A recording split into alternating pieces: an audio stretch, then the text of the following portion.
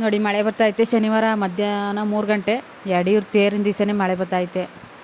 ತೇರು 12 ಗಂಟೆಗೆ ಮುಗೀತು, 3 ಗಂಟೆಗೆ ಮಳೆ ಶುರುವಾಗೈತೆ. ನೋಡಿ ಯಡಿಯೂರು ಸುತ್ತಮುತ್ತ ಮಳೆ ಆಗೈತೆ, ನಮ್ಮೂರಲ್ಲೂ ಮಳೆ ಆಗೈತೆ. ನೋಡಿ ಸದ್ಯ ತೇರು ಆದಮೇಲೆ, ತೇರು ಎಳೆದ್ಮೇಲೆ ಮಳೆ ಬರ್ತದೆ.